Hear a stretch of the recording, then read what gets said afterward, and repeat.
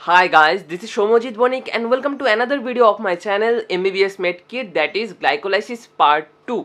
तो इस वाले वीडियो में पिछले वाले वीडियो में हम लोगों ने ऑलरेडी डिस्कस कर लिया था ग्लाइकोलाइसिस इन डिटेल्स में, कैसे मैकेनिज्म होता है, क्या क्या रेट डिटरमाइनिंग एंजाइम होते हैं, रेट डिटरमाइनिंग स्टेप होते हैं, उनके बारे में। तो इस वाले वीडियो में हम लोग एक्सक्लूसिवली डिस्कस करेंगे रेगुलेशन के बारे में, रेगुलेशन ऑफ ग्लाइकोलाइसिस। ये बहुत इंपॉर्टेंट क्वेश्चन है, बहुत इंपॉर्टेंट है, कॉन्सेप्ट है। ओके, तो वीडियो को अंत तक देखना है एंड अगर ये वीडियो आपको अच्छा लगा तब एक लाइक बटन को हिट कर देना and obviously don't forget to subscribe my channel and hit the bell icon to get latest notifications, क्योंकि ऐसे वीडियो कंटिन्यूअसली आते रहेंगे।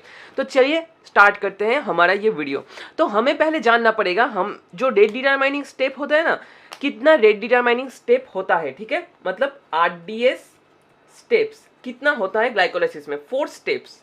ठीक है, 4 स्टेप्स को कंडक्ट करने के लिए ग्लाइकोलाइसिस में 4 की एंजाइम होते हैं। ठीक है, 4 की एंजाइम, 4 की एंजाइम। ठीक है, 4 की एंजाइम होते हैं। 4 की एंजाइम को अगर हम रेगुलेट कर सके तभी हम ग्लाइकोलाइसिस को रेगुलेशन में ला सकते हैं खुद के। ठीक है, तो 4 एंजाइम कौन कौन सा है? First one is hexokinase. ठीक है, हेक्सोकाइनेज। ठीक है, सेकेंड वन इज PFK मतलब फॉस्फोफ्रुक्टोकाइनेज 1। ये बहुत इंपॉर्टेंट एंजाइम है क्योंकि क्वेश्चन आपको इस वाले एंजाइम से ही आएंगे। ठीक है, तो PFK 1 and third one called enolase. ठीक है, एनोलेज एंड फोर्थ वन क्या है? फोर्थ वन है पाइरूवेट काइनेज। ठीक है, ये 4 एंजाइम आपको जानना पड़ेगा। तो चलिए डिस्कस कर लेते हैं ये एंजाइम्स को कैसे हम रेगुलेट कर सकते हैं। क्या है? हेक्सोकाइनेज। ठीक है, हेक्सोकाइनेज ये आपको पहले जानना पड़ेगा। हेक्सोकाइनेज हर एक टिश्यूज में होते हैं। ग्लूकोकाइनेज कहाँ पर होते हैं? लीवर में होता है, लेकिन hexokinase is present in all over the tissue. ठीक है, तो ये पॉइंट आपको याद रखना होगा। तो हेक्सोकाइनेज को क्या होता है ये देखिए, मैं बता देता हूँ आप लोगों को। आप लोग सोचो ये तो होगा ग्लूकोज। ठीक है, ग्लूकोज से क्या प्रोड्यूस होता है? Glucose 6 phosphate. ठीक है, इसमें क्या लगता है? एक एटीपी लगता है, एटीपी से एडीपी फॉर्म हो जाता है 1। ठीक है, एंड इसमें कौन सा एंजाइम लगता है? हेक्सोकाइनेज।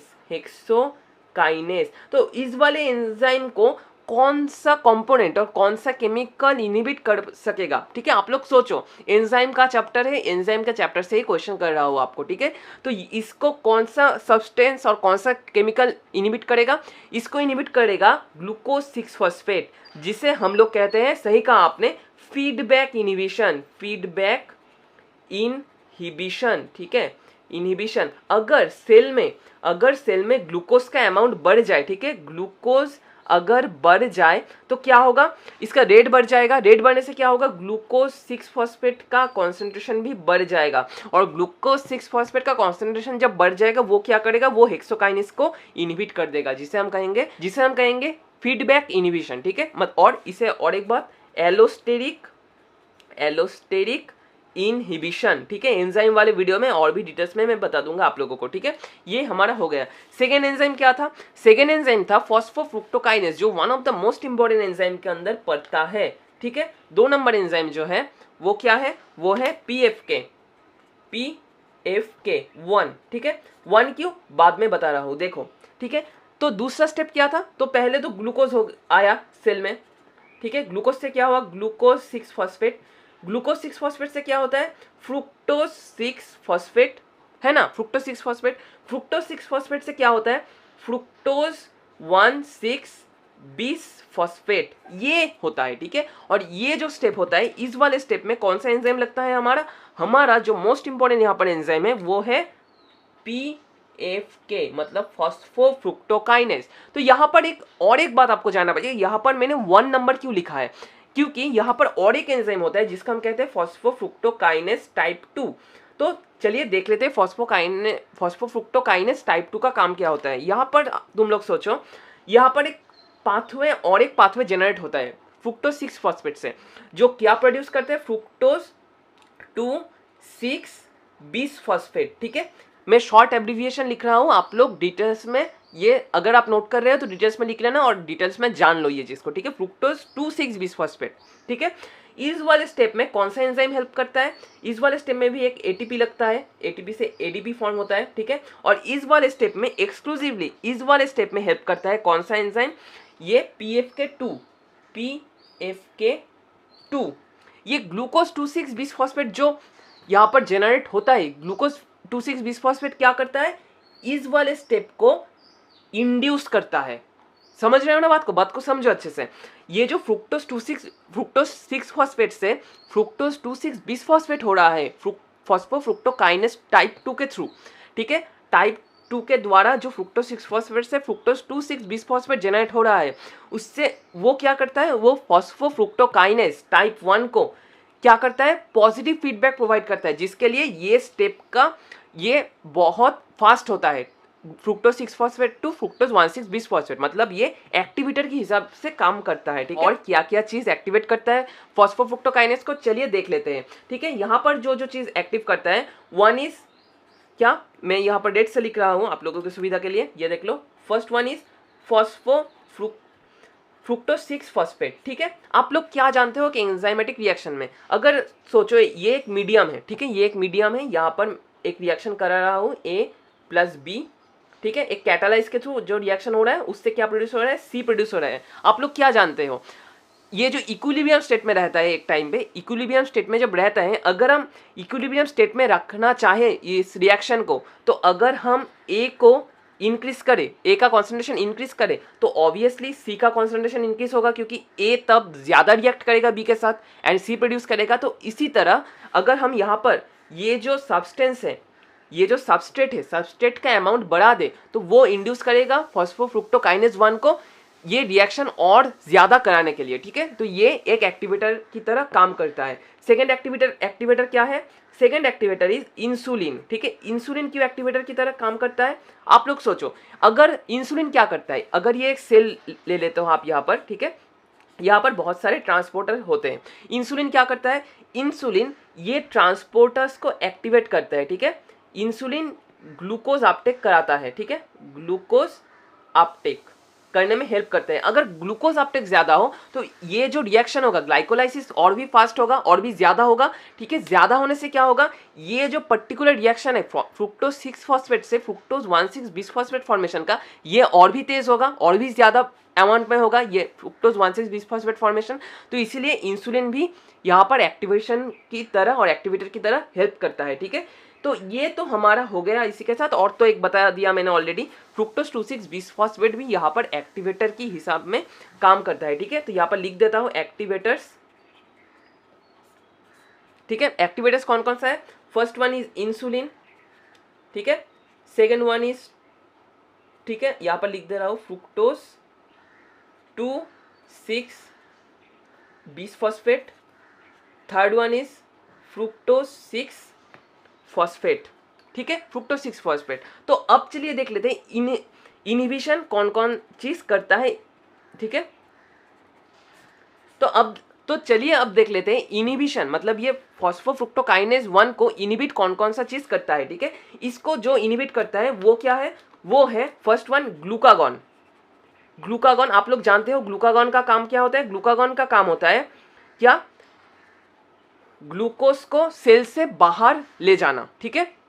ग्लूकोज इन ब्लड, इसको इंक्रीज करना। इंसुलिन का काम होता है तो अंदर घुसाना ग्लूकोज को सेल में, और ग्लूकागॉन का काम होता है ग्लूकोज को सेल से बाहर लाना, ठीक है, ग्लूकोज को सेल से बाहर लाना। तो अगर ग्लूकागॉन ग्लूकागॉन क्या करता है? ग्लूकागॉन करता है इस वाले स्टेप में, इस वाले स्टेप को इनहिबिट करता है। इनहिबिट करने से क्या होता है? फ्रुक्टोज 6 फॉस्फेट का अमाउंट बढ़ेगा और रिएक्शन उल्टे दिशा में चलना स्टार्ट करेगा, इसलिए ग्लूकागॉन फर्स्ट पॉइंट, ठीक है। यहाँ पर इंसुलिन तो ऑपोजिट तो ग्लूकागॉन होगा ही होगा। एंड सेकेंड वन क्या? एटीपी, ठीक है, एटीपी। आप लोग क्या जानते हो? यहाँ पर जो होता है फ्रुक्टोज 6 फॉस्फेट से ये क्या लगता है? एटीपी से ये एडीपी में फॉर्म होता है। अगर हम एटीपी का अमाउंट घटा दे सेल में, और सेल में अगर एनर्जी ना रहे उतना जितना यहाँ पर रिक्वायर्ड है, तब क्या होगा? ये रिएक्शन इस डायरेक्शन में नहीं कर जा पाएगा, क्योंकि यहाँ पर एनर्जी तो कोई भी नहीं दे पाएगा, ठीक है। तो ये हो गया इसका रेगुलेशन, मतलब फॉस्फोफ्रुक्टोकाइनेज 1 का रेगुलेशन। तो इसके बाद देख लेते हैं और दो एंजाइम्स जो है एनोलेज एंड पाइरुवेट काइनेज का रेगुलेशन, ठीक है। तो पहले हम लोग देखेंगे क्या? एनोलेज का रेगुलेशन। एनोलेज ठीक है। एनोलेज, ये बहुत आसान सा चीज है। एनोलेज को इनिबिट कौन करता है? एनोलेज को इनिबिट करता है ये क्या? फ्लूराइड आयन, ठीक है। ये आपको जानना पड़ेगा, बाद में और एक सेपरेट वीडियो में इसका एक प्रैक्टिकल इंप्लीकेशन है, ये मैं बता दूंगा, ठीक है। ये अभी तक के लिए जान लो। इसके बाद वाला जो एंजाइम है वो क्या है? वो है पाइरूवेट काइनेस। पाइरूवेट काइनेस कहां पर लगा था? आप लोग याद करो थोड़ा सा। ये लगा था, आप लोग सोचो, पेप मतलब फॉस्फोएनोल पाइरूवेट से, PEP से, फॉस्फोएनोल पाइरूवेट से क्या फॉर्मेशन में? देख लो यहाँ पर, फॉस्फोएनोल पाइरूवेट से क्या फॉर्मेशन में हेल्प करता है? ये पाइरूविक एसिड फॉर्मेशन में हेल्प करेगा, ठीक है। पाइरूविक एसिड फॉर्मेशन में हेल्प करेगा क्या? Pyruvate kinase. यहाँ पर क्या लगेगा? एक ये ADP लगेगा, ADP से ATP फॉर्म हो जाएगा यहाँ पर, ठीक है। तो ये वाला स्टेप को कौन कौन सा, मतलब ये वाला एंजाइम को कौन कौन सा चीज एक्टिवेट करता है, इनिबिट करते हैं, चलिए देख लेते हैं, ठीक है। एक्टिवेशन एंड इनिबिशन, ठीक है। एक्टिवेट कौन कौन सा चीज करता है? एक्टिवेट करता है, फर्स्ट वन इज इंसुलिन। आप लोगों को जो लॉजिक मैंने पहले बताया वो ही लॉजिक है। इंसुलिन क्या करता है? सेल्स में ग्लूकोज ज्यादा अपटेक करता है, ठीक है। अपटेक करने से क्या होता है? ग्लाइकोलाइसिस बढ़ना चाहिए। अगर ग्लाइकोलाइसिस बढ़ेगा तो ऑब्वियसली इसका एक्टिविटी बढ़ाना पड़ेगा, जो इसीलिए इंसुलिन यहाँ पर एक्टिवेशन के काम करता है, ठीक है। सेकेंड वन क्या है? सेकेंड वन है फ्रुक्टोज 1,6 बिसफॉस्फेट, ठीक है। फ्रुक्टोज 1,6 बिसफॉस्फेट भी पाइरूवेट काइनेस को इंड्यूस करता है। अब तुम सोचो, अगर ग्लूकोज ज्यादा अपटेक हो तो यहाँ पर फ्रुक्टोज 1,6 बिसफॉस्फेट ज्यादा बनेगा, और फ्रुक्टोज 1,6 बिसफॉस्फेट अगर ज्यादा बने तो क्या होगा? इसको, ये वाला स्टेप को ये फ्रुक्टोज 1,6 बिसफॉस्फेट एक्टिवेट करेगा। एंड इनिबिशन कौन कौन सा चीज करेगा? पिछले वाला लॉजिक के वाइज ग्लूकागॉन तो इसको इनिबिट करेगा, अगर इंसुलिन रहेगा तो ऑपोजिट वाला ग्लूकागॉन तो रहेगा ही रहेगा। एंड इनिबिट और कौन सा चीज करेगा? ATP करेगा। क्यों ATP क्यों करेगा? यहाँ पर तो हमें ADP चाहिए ATP फॉर्मेशन के लिए। अगर ज्यादा ATP यहाँ पर हो जाए तो ये क्या करेगा? ATP इसको फीडबैक इनिबिशन प्रोवाइड करेगा, कुछ इस तरह से। आप लोग फिर से देख लो, पेप टू पाइरूवेट, ठीक है। पाइरूवेट यहाँ पर क्या होता है? ATP फॉर्मेशन हो रहा है। ATP क्या कर रहा है? ये तो है पाइरूवेट काइनेस, ये इसको इनिबिट करने जाएगा, ठीक है। तो इसी के साथ हमारा ये ग्लाइकोलाइसिस का रेगुलेशन ये वाला वीडियो भी खत्म हो रहा है। अगर आप चाहो तो इसका स्क्रीनशॉट ले सकते हो। एंड ऑब्वियसली मैं बाद में ये चीज अपलोड कर दूंगा मेरे फेसबुक पेज में। And obviously don't forget to subscribe my channel and hit the bell icon to get latest notifications, क्योंकि कल जो वीडियोस आएंगे वो भी इंटरेस्टिंग वीडियोस होंगे। उसमें मैं क्रेब्स साइकिल, PDH कॉम्प्लेक्स और जो जो इंपॉर्टेंट टॉपिक्स है वो कवर कर दूंगा। ओके गाइस, तो आज सिर्फ इतना ही। And obviously and at last one thing to say, stay home, stay safe and stay tuned with MBBS Med Kit.